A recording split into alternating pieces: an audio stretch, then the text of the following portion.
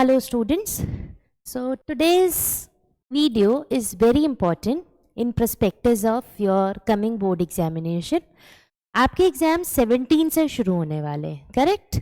और उससे पहले सीबीएसई ने कुछ FAQs रिलीज किए हैं जो उन तक पहुंचे हैं बहुत सारे बच्चों के तक। आपकी क्लास 10th और क्लास 12th के करीब 40 लाख स्टूडेंट्स एग्जामिनेशन के लिए बैठ रहे हैं और सबके मन में कुछ ना कुछ क्वेश्चंस है। उसमें से कुछ क्वेश्चंस निकल के आए हैं जो एटलीस्ट सबके मन में होते हैं। तो ये फ्रीक्वेंटली आस्क्ड क्वेश्चंस रिलीज किए गए हैं सीबीएसई ने और आज हम इसके बारे में ही डिस्कशन करेंगे। Let's start with the very first one.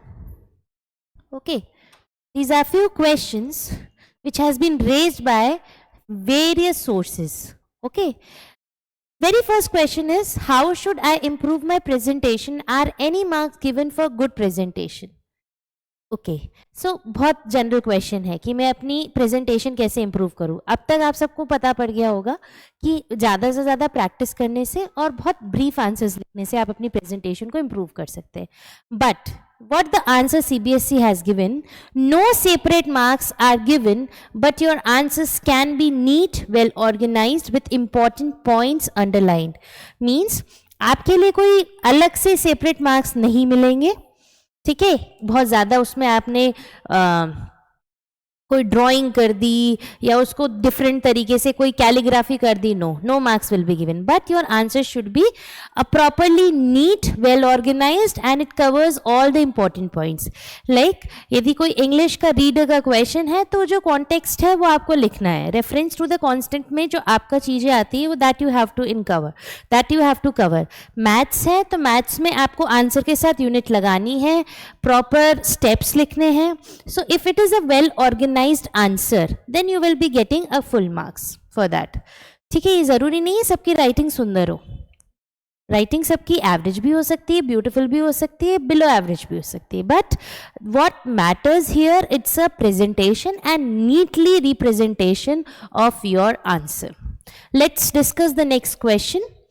While preparing, do I need to write whatever I am learning? Okay. तो सेकंड क्वेश्चन जो ये पूछ रहा है कि कुछ भी लिख लूं तो काम हो जाएगा, नहीं, रेलेवेंस तो होना चाहिए आंसर्स के साथ।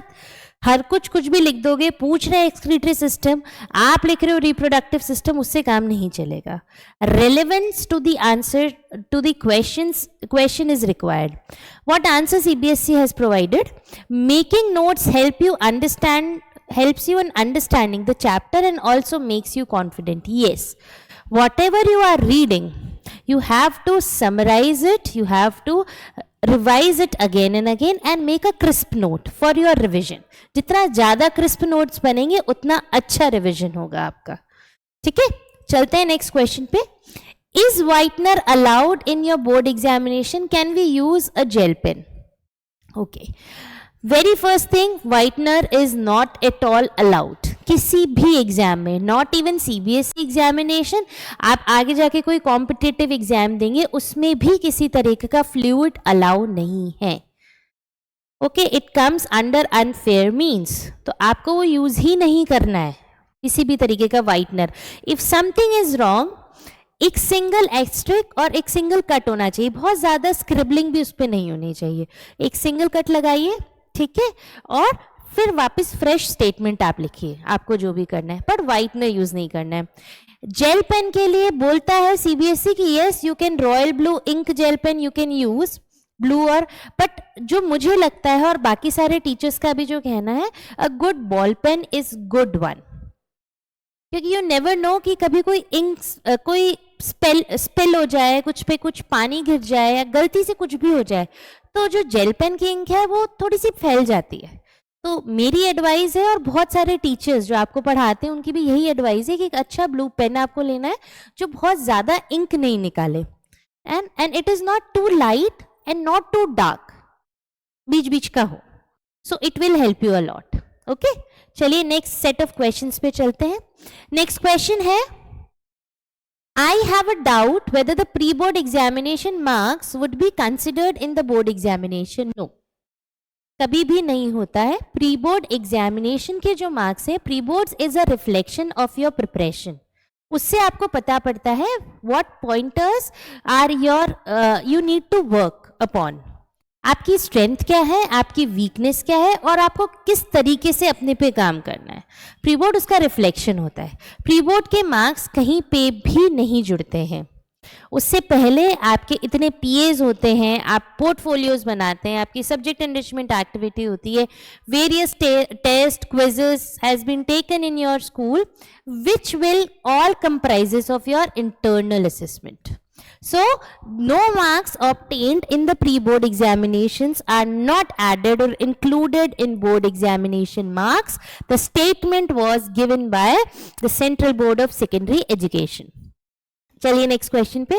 If a student fails in pre board examination, does that mean one can not appear in the board examination?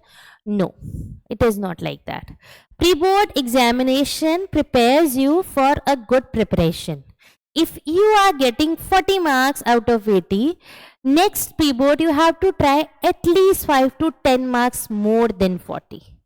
तो वो आपको एक प्रिपरेशन के लिए तैयार करते हैं, वो आपको उसके लिए तैयार नहीं करते कि आपको कुछ भी करना है और परेशान होना है. No, it's give you a reflection of your preparation.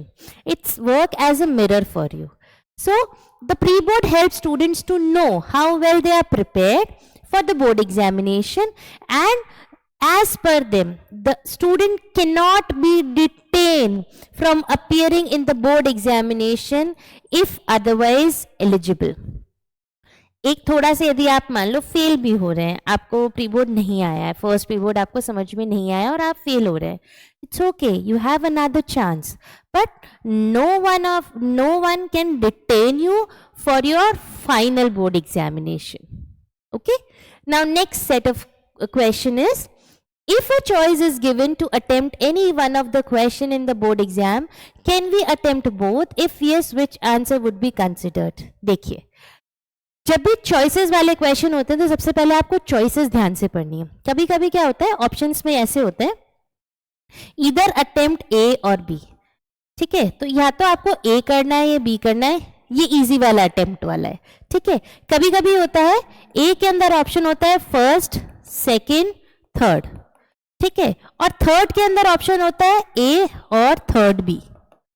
आप कभी कभी पढ़ने में गड़बड़ हो जाती है और क्या करते हैं बच्चे, अरे इन सब के अलावा मुझे बस यही करना है, ये कंफ्यूजन हो जाती है. तो ये हमें नहीं करना है, हमें ध्यान से क्वेश्चंस की चॉइसेस पढ़नी है.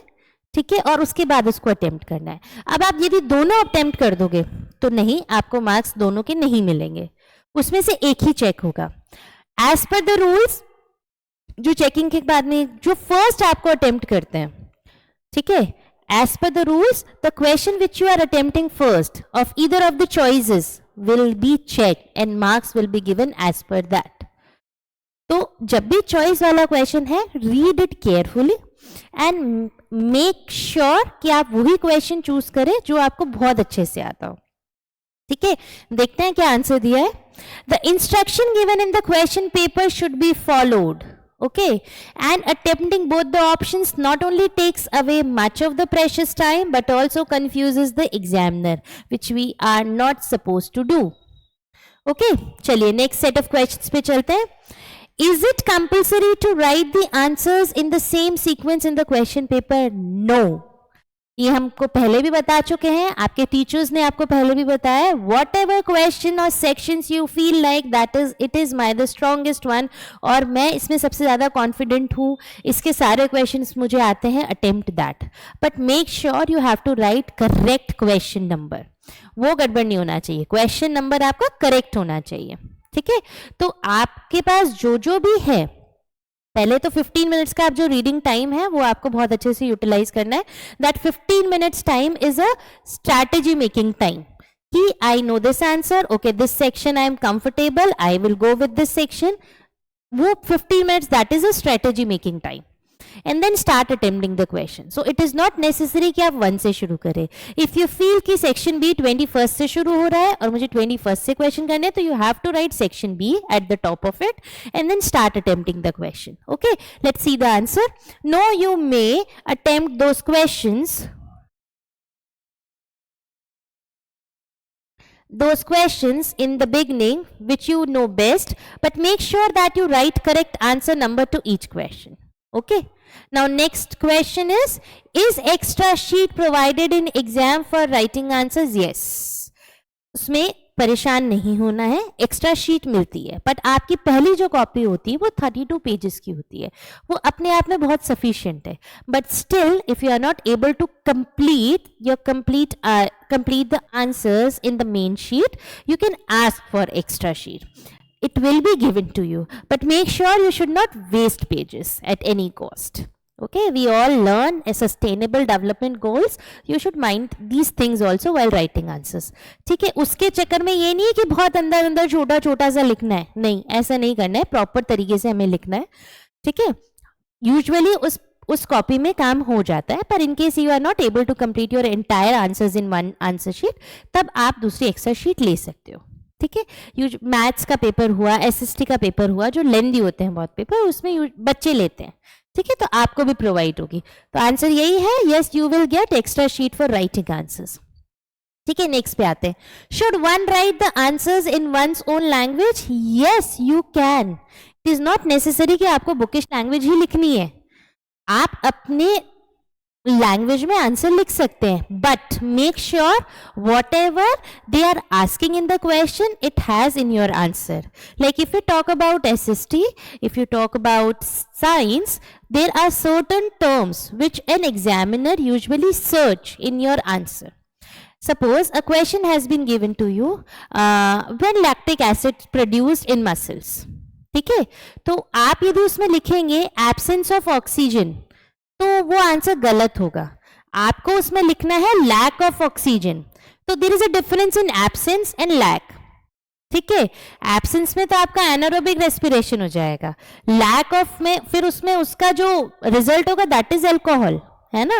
बट यहाँ पे लैक्टिक एसिड बोल रहा है, तो आपको लैक ऑफ ऑक्सीजन लिखना है. एब्सेंस में तो आप एनारोबिक में चले जाओगे. तो ये सब चीजें ध्यान रखनी है आपको. कोई भी टर्मिनोलॉजी है that has to be there, it's the part of your answer. You can explain all the reflex, कोई रिफ्लेक्स एक्शन का क्वेश्चन आप एक्सप्लेन कर सकते हैं अपनी लैंग्वेज में, बट उसमें कुछ टर्म्स होती है, motor neurons, sensory neurons, reflex arc, that has to be there in the part of your answer, तब आपको पूरे मार्क्स मिलेंगे. ठीक है, so the answer should be correctly contain what it asks for, following the word limit and the instruction given. चलिए next देखते हैं.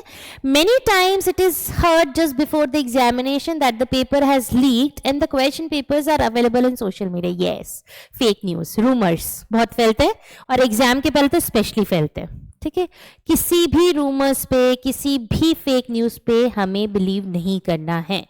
हमारे पास हमारी NCERT है which is all a Bible for us. अभी 1 महीने के लिए हमारी NCERT, हमारे लिए गीता, बाइबल, रामायण सब कुछ है, हमें वही पढ़नी है. ठीक है, तो हमें किसी भी रूमर में नहीं जाना है. If you are getting such kind of messages on your social media, on your WhatsApp, on your Instagram, don't circulate it. ठीक है, don't be a part of that rumour fraternity, हमें नहीं बनना है उसका पार्ट. CBSE का जो system है that is a full proof system, है ना, वो फुल प्रूफ सिस्टम है. वहां से चांसेस ही नहीं है कि आपका पेपर लीक होकर आपके पास पहले आ जाए, है ना. तो हमें इन सब रूमर्स से बचना है. The answer is has a full proof system of conducting exam. Do not pay attention to such rumours और unverified news. However, such informations come to your notice, you should immediately contact CBSE by the email, the relevant email you have to give to CBSE. Okay, next question. Is it compulsory for a student who has failed in theory to repeat the practical examination also? Yes. अब देखिए, ये जो major question है ये class 12th के लिए है. Class 12th में हमें पता है कि what ever subject it is, हमें उसके प्रैक्टिकल एग्जाम देने होते हैं. ठीक है, अब 10th में क्या होता है, when it comes for 33% in 10th, क्या होता है, आपके इंटरनल के मार्क्स और आपके थ्योरी मार्क्स दोनों समाप होके and then the result has been declared whether the student is pass or fall in essential repeat category. But 12th में you have to pass individually, means you have to pass both theory as well as in practical examination separately. ठीक है, पर यदि कोई बच्चा है और वो प्रैक्टिकल में तो पास हो गया पर थ्योरी में फेल हो गया, तो next time when it is going to repeat for 12th, आपको प्रैक्टिकल जो है दैट इज नॉट रिक्वायर्ड। केवल आपको जो आप कंपार्टमेंट और उसमें जाओगे तो आपको प्रैक्टिकल नहीं देना है, आपको सिर्फ थ्योरी का पेपर देना है और उसमें क्लियर करना है। जो आपके प्रैक्टिकल के मार्क्स पहले जो भी डले हुए हैं आउट ऑफ 30 और आउट ऑफ 20 जितने भी दे रखे हैं वो कैरी फॉरवर्ड हो जाते हैं, तो वापस से आपको प्रैक्टिकल एग्जाम में अपीयर होने की जरूरत नहीं है। ठीक है, so the candidate shall appear only in the theory and the previous practical marks will be carried forward. Please see board circular in the regard for the website that is cbsenic.in। आप देखते हैं next question है, is a candidate eligible to improve his or performance after qualifying 10th and 12th? Yes you can by the improvement examination. 10th की हमने 2 board scheme पढ़ी है, पहले 10th में 2 सब्जेक्ट के लिए आप अपीयर हो सकते थे, अब आप 3 सब्जेक्ट में अपीयर हो सकते हैं। वैसे ही 12th में you can appear for any 1 subject for improvement. ठीक है, for the next coming year means इस साल आप मान लो अभी आपका रिजल्ट आया मई में, ठीक है, and you are not satisfied with your marks in maths, so then and there you can apply for the improvement for maths examination on the same year, but फिर भी आपको नहीं लगता है, फिर आप नेक्स्ट ईयर अप्लाई करेंगे as a private candidate. Okay, so in continuous year में आप कर सकते हैं थ्रू स्कूल, उसके बाद में आपको वापस करना है, then you have to apply as a private candidate. ठीक है, देखते हैं। Yes, a candidate who has qualified class 10th और 12th may appear for improvement in 1 or more subject but in the succeeding year only। ठीक है, चलिए next questions देखते हैं। Can a candidate simultaneously appear for improvement as well as additional subject exam? No. Suppose if you want improvement in 1 subject, but there is the subject which you have not opted, but you want to give the exam of that subject, that is not possible, not at all possible. Another thing is that, like a student got compartment in political science, okay, and the student wants that I want to improve my marks in history as well, not possible, because your mark sheet is not clear at all। Means अभी आपकी marksheet में compartment आ रहा है, तो पहले आपको वो tag हटाना है कंपार्टमेंट वाला, so you can apply only for political science compartment exam. एक बार आपका कंपार्टमेंट क्लियर होगा, then you can go for improvement. समझ में आया? So both the things will not go hand in hand. First you have to clear up the compartment and then go for improvement in the succeeding year. Okay, next, how can we obtain a copy of answer books of class 10th and 12th examination? Okay, so class 10th and 12th examination में जब आपका result declare हो जाता है उसके बाद ही एक window open होती है, दैट इज री इवैल्यूएशन और रीटोटलिंग की विंडो। उस विंडो को जब when you access that window, only parent can access, okay, the teachers and the school cannot access that window। उस पोर्टल को टीचर्स और स्कूल एक्सेस नहीं करता है, it will go through parent only। तो when you access that window, when you put the certain admit card number, special key number in that, you will get certain things, and then you have to pay some amount, I think 500 or 300 something, and then you can apply for the PDF of your answer sheets। ठीक है, वो answer sheets आपके PDF form में आपके mail ID पे आएगी, जो आप उस फॉर्म को भरते हुए भरेंगे, वो पीडीएफ आपके पास आएगी। You can check your answer sheets, answer question paper already आपके पास होगा।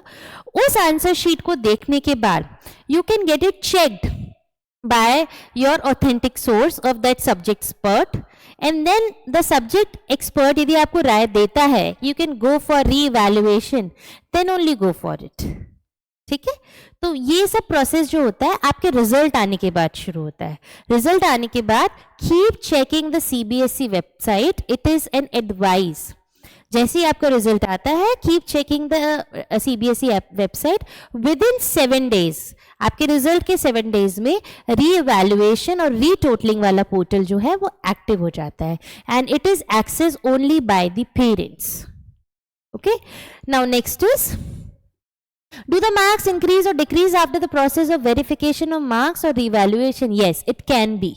आपके मार्क्स बढ़ भी सकते हैं, आपके मार्क्स घट भी सकते हैं। जब आप रीवैल्यूएशन रीवेरिफिकेशन के बीच में जाते हैं तो आपके मार्क्स बढ़ भी सकते हैं, आपके मार्क्स घट भी सकते हैं। पर जो भी नेक्स्ट रिवैल्यूएशन के बाद जो आपके बाद मार्क्स आएंगे वो ही एडमिसिबल होते हैं. You can not use the previous marks. Okay, only you can use the fresh statement of marksheet, you can use it. Okay, तो वो उसके बाद ही आप यूज कर सकते हैं. जब आपका फ्रेश स्टेटमेंट ऑफ मार्क्स आएंगे next marksheet, then only you can use. Okay.